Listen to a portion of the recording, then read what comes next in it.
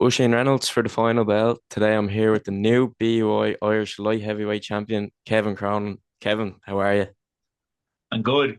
Flying farm all week, so happy days. What a 6 weeks it has been for yourself. I'm going to go back to Mhm. September, obviously, back fighting in the Tree Arena, sharing the bill with Mick Conlon. You spoke about the pressure you had going into that fight. It was your first fight since New York this year. Can you talk to me more about what that pressure was actually like? Yeah. Look, it was supposed to be the New York fight in March, so me coming off that, I had the pressure of I had to win, and then obviously I had the carrot dangling of the Irish title being there if I win. So it was it was all or nothing really. I had no other choice but to win, but I also had to stay so safe in it that I didn't get a cut. Did it have any effect on the fight with Cahill? So yeah, there was just a lot of pressure on it. I had to stay smart behind my jab, but I had to win. So and with a fighter like Grant who was going to keep coming, it was going to be awkward. But yeah, it didn't end up being really well. It was awkward. It was tough. He kept coming, but we kept him at the end of our jab. And I was talking to you on the night and after the fight, you mentioned how you're kind of getting used to the 10 rounds and nearly found it kind of like a spar. What did you think of your performance on the night against Grant? Yeah, I thought it was good. I think I kept it simple enough. We kept the jab in his face, and every now and again we just released a couple of straight body shots. We were trying to set up that left hook to the body, but Grant kind of knew about it from watching the last two of my fights, and he knew of us watching a bit of his fights too. That that's what I'd be looking for. So he was queuing up when we got in there. He was spinning off the opposite direction. So yeah, look, that was just a new thing that I'd learned from as well. That I know if I'm going to do that, I have to cut off the ring in certain ways and all that. So that was a learning curve for myself. Um, but yeah, look, that was really it. We just kept it clean, kept it simple, got through it, and got our Irish title fight. That's what we wanted. And you're managed by Mick as well. So what was it like to kind of share a card with him and both of you picking up wins on the same night? Yeah, it was unreal. It was unreal because I knew there was going to come a stage where I'd be on a Mick Conlon card. So for it to be on his Irish homecoming down in Dublin, that was unbelievable, and the atmosphere was just epic. And then to see him cause not cause an upset, it wasn't an upset, but to get such a big win on the same card I shared with him, that was just class. So it was just a great night for all, you know. Then obviously with the quick turnaround, how did camp, I suppose, adapt for Cottle after Grant? Obviously, we saw you getting good rounds in with Jason Moyers, Keane Hederman, and more. Yeah, look, there was a we obviously had a game plan. All camp I've been boxing lovely, been using my jab brilliantly. And when we had a game plan, I didn't use one bit of that game plan on fight night. I didn't, and this is why I was saying I wanted to get this domestic title win and get out of there because it's domestic fights. I know I can shine once we get into these bigger fights, but it's like when it but there's pride on the line, Irish versus Irish, and then obviously Cork versus Kerry thing. And there's a lot of there's a lot of tension, there's a lot of hype, and kind of get dragged into it. Of course, I got dragged into it again. You know, it's like the jab was there all night if I wanted to use it. But I'd land two or three, and then it was like, nah, we're going back to war, John. So I could have made that fight a lot easier on myself, but I didn't. But look, live and learn. Finally have it anyway in the bag, and we can just move on to bigger and better things. And I'm going to touch now on last Friday, obviously. What a night. Mhm. Talk to me about, first of all, what was going through your head when you walked onto that stage? Obviously, you sold a lot of tickets. Your fans, like always, always out there supporting you in full force. Yeah, it was class because when I walked out and you just seen the wall of supporters there with the flags and everything, it was like when you see, I don't know, a Celtic or a Borussia Dortmund game, you know, and they're all just standing there with their flags. And I had that little pocket in the corner, and the way they were standing with the flags, it was class to see. And obviously, look at what the camp we had put in. I was oozing confidence that I go in there and I pick him apart. But as I said, game plan went out the window. I was getting killed in the corner, absolutely grilled. They're just saying, "What am I doing? I can make this so much easier on myself." They were like, you don't even have to take a hit. You can have this done in a round if you want. Just do your thing." But no, of course, when it comes to domestic fights, Kevin Cronin has to go to war. So, so yeah, that was the last night. But you know what? An Irish title on the line, you need that. I think that's what people come and expect when they see an Ireland, even in football, anything you go to an All Ireland game, you want a ding dong, you want a back and forth game, and look, it's no different for that Irish title, and people got that. Then obviously the fight itself, arguably fight of the night. I know you're after telling me here the game plan went out the window, but what was the original game plan? Was literally just stick behind the jab, break him down, get to him, break him with body shots, and break him to the head body shots, just break him everywhere. The body was the big thing we were going targeting. Um, and I just kind of, I did leave that slip. I landed two or three good ones, and then I went away from it.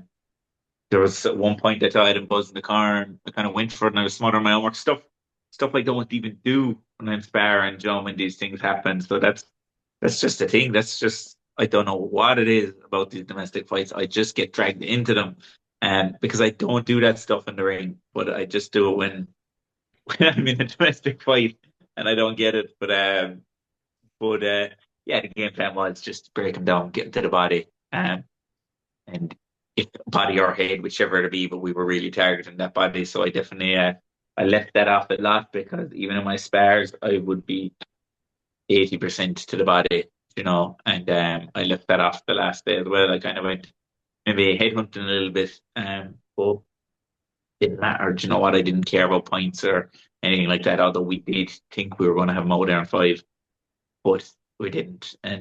But at the same time, I gotta give props to Cahill as well because he was tough and he was there and he was hitting back. He'd take my hits and he'd hit back. But so I can't be just saying it's because I didn't stick to my game plan, this and that. It takes two to make a good fight. And Cottle obviously definitely showed great moments in the fight. What did you make of him as an opponent compared to your previous opponents? Yeah, look, can't I can't judge saying one's better than the other or anything like that because they're the three lads I fought in the domestic scene are three whole different styles. Like, so it was just a different approach, an unusual approach. He was more in front of me than the rest, but he was still kind of boxing with a little bit of pressure. So he was cute in there. Um, it was different. Look, he's good. He's good. I'll give him that much. He is good. Better than expected, definitely. Good fighter. He will come again. And yeah, look, there's no doubt in my mind he'll have a few ding dongs. And whether he wins it in his next couple of fights or in a couple of fights after, he'll win titles. So he's gonna have his day as well. But it was just my day on Friday. It seemed like no matter what he threw at you, you just kept smiling and walking forward. How did you manage to stay so composed? Because literally every punch he landed on you, you were there with the biggest grin on your face. Yeah, look, I suppose that's kind of nearly a mental battle. Try to break him a bit mentally, but yeah, just try to stay calm in there.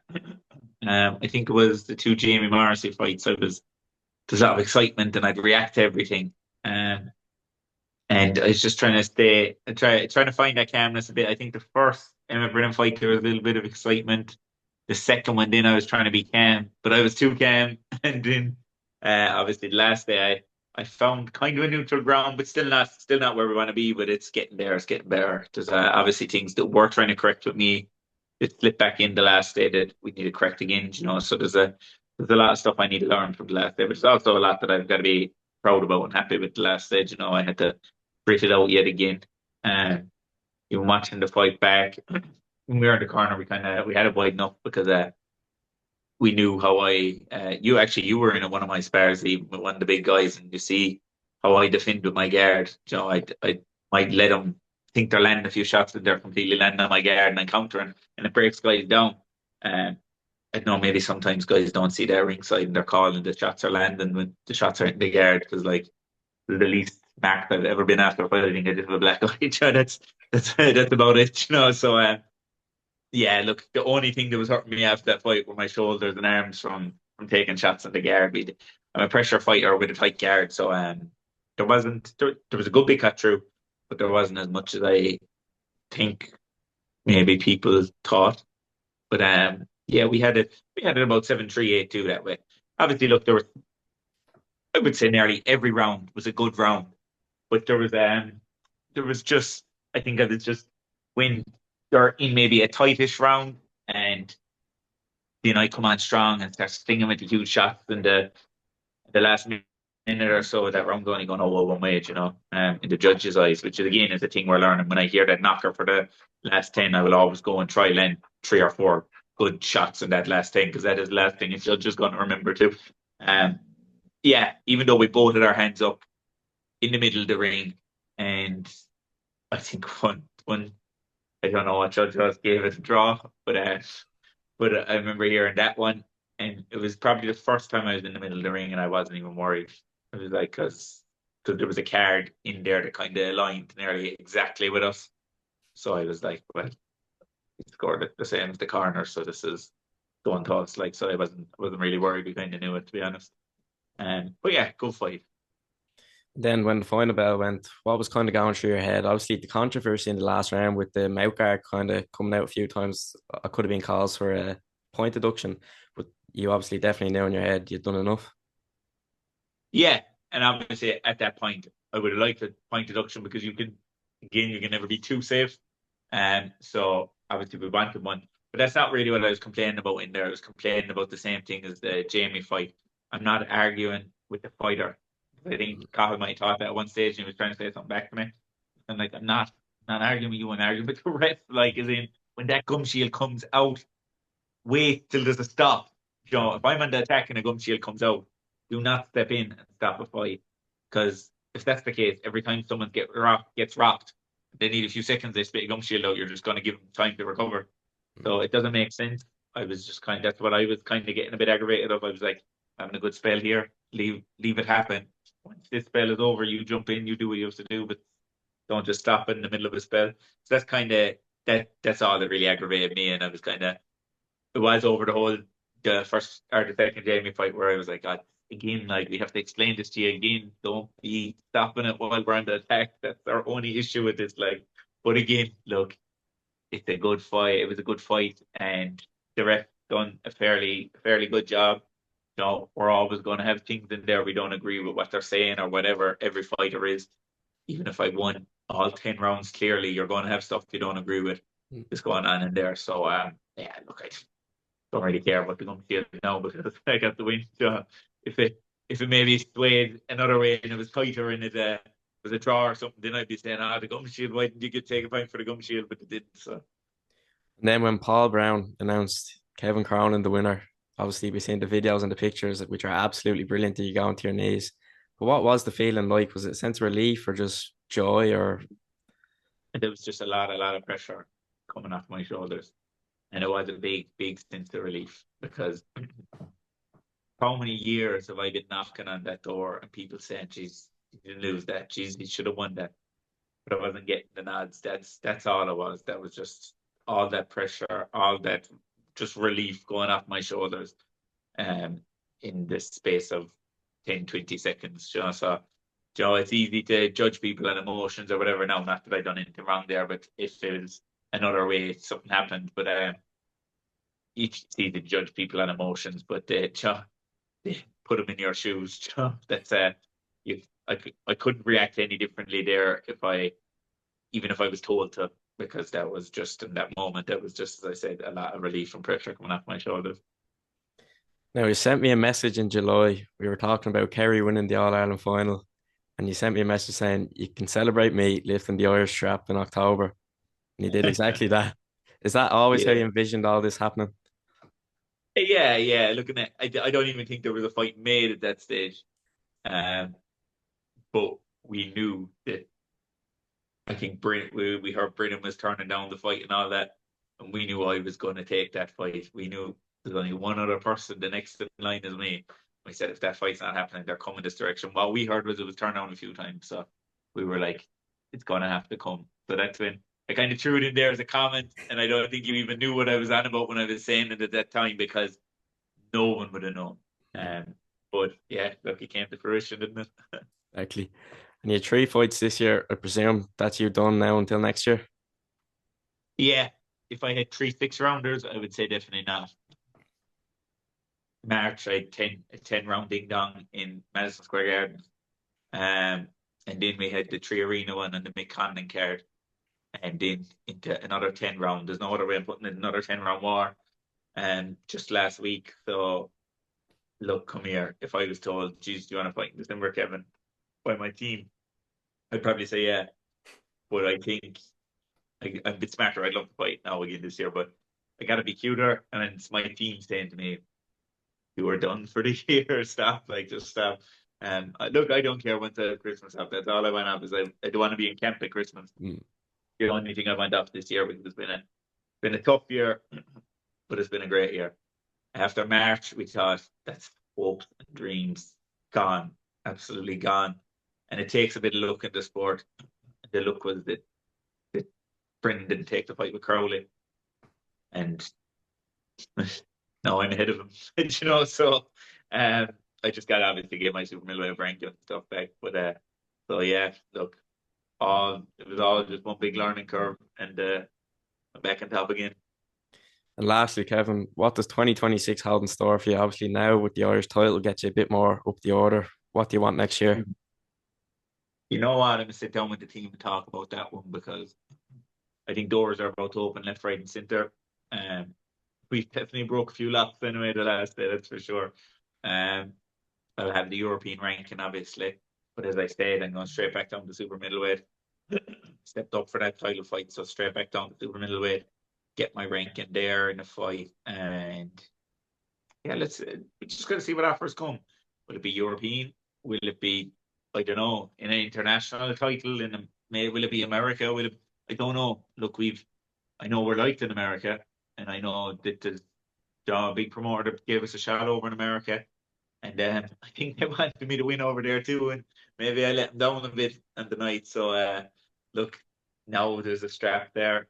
I'm after taking an undefeated record. I'm back on a win streak, and I'm back, gunning for the top for the very top of the division. So look, maybe they might come knocking again because we really enjoyed that one. So yeah, look, we have so many options that we're going to have to weigh them up. And I'm not even going to say I'm weighing them up right now because I'm not. We're just taking it all in and letting the body heal.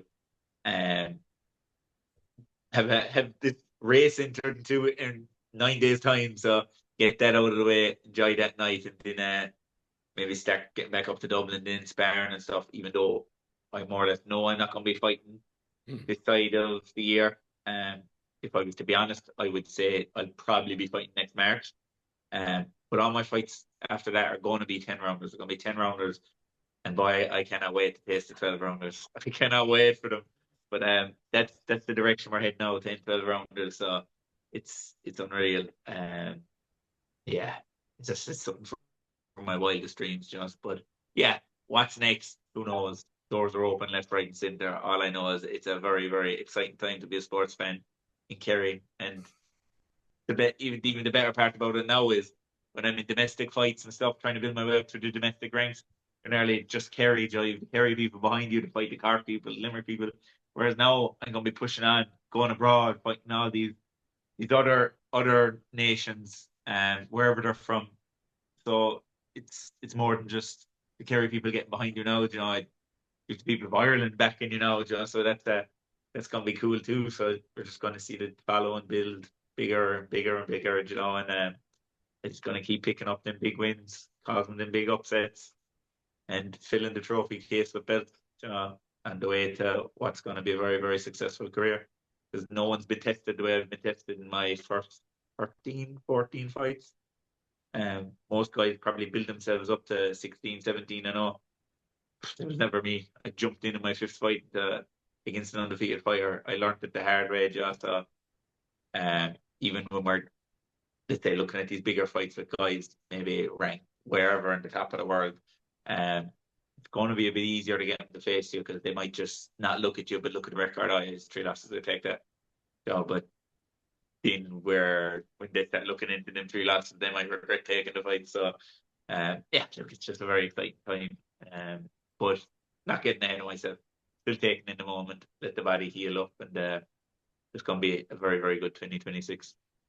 Kevin, thanks very much and congratulations once again. Brilliant. Thanks for having me, Oisín. And the new.